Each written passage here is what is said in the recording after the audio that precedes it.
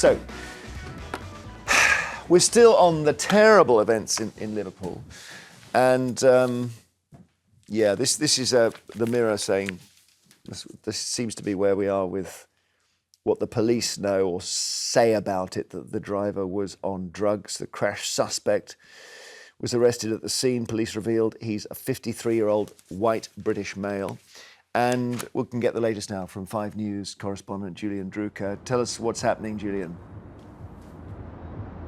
Hi there, Jeremy. Yes, since those papers came out, actually the cordon has been lifted here in the last few hours. So this is the road where it happened, Water Street in Liverpool. It's like a normal Wednesday morning here. As you say, that 53-year-old man is still being questioned by police. They have to make a charging decision by lunchtime because he was detained on Monday evening. They got extra time, but there is a certain amount of time that police can have to question someone. So they have until lunchtime to make a charging decision. And yesterday, quite a lot of information from police. They've been criticised before over Southport. I think you discussed yesterday for not revealing too much detail, but there was some detail yesterday about where he's from, the West Derby area of the city, and a major update on what he is being arrested in connection with. So we knew about the dangerous driving suspicions. They informed us yesterday, also allegedly driving whilst unfit through drugs, and on suspicion of attempted murder as well. So those officers thinking about all of those things as they continue that questioning at the moment. Do the police, Julian, have a theory as to how this actually happened?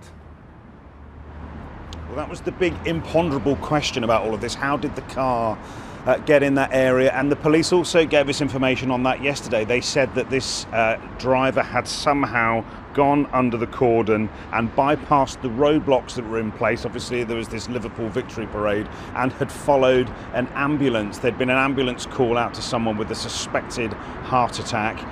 This car had gone under the cordon as well. So that was how he got into the area. Clearly, whatever happens with this investigation, there will be questions about these types of events, and frankly, these parades can be quite vulnerable because simply, you cannot police such a massive area. So that, I think that will be the sort of legacy issue coming out of what has happened here. What is the mood like? I saw the police saying it was a miracle no one was killed.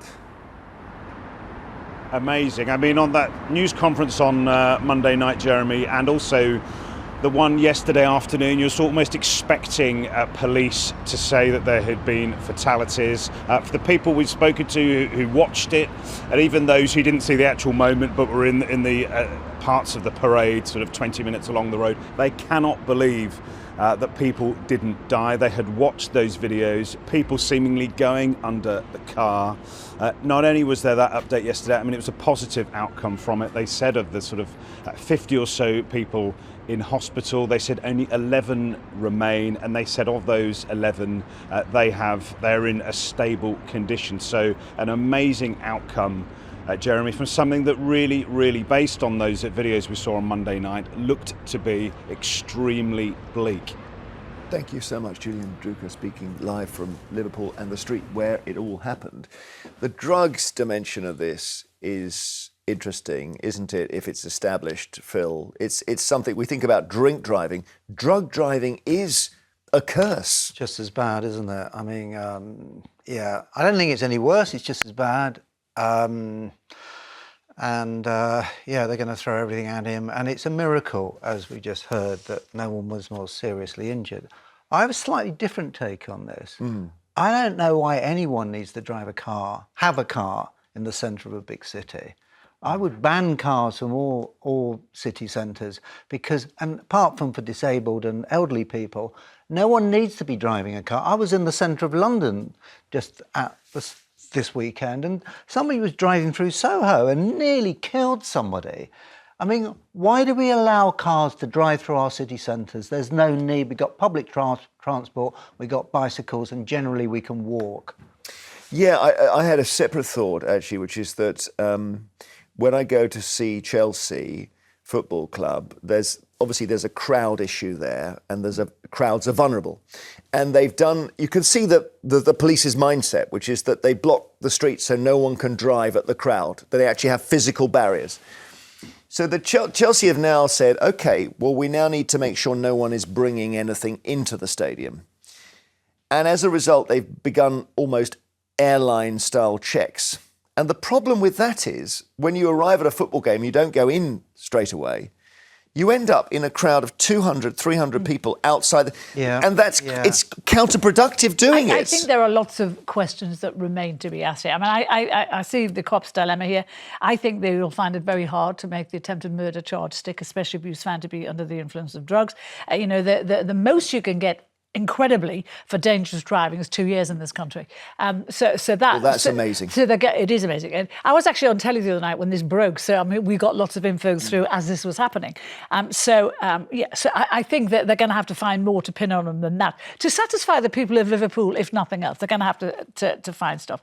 But I think what I want to know is how we got there. Dangerous driving causing a near death is only 2 years. It's only 2 years. However, if you drive your car directly at someone to kill them, that becomes attempted murder. But then you have to prove, don't you, if you're...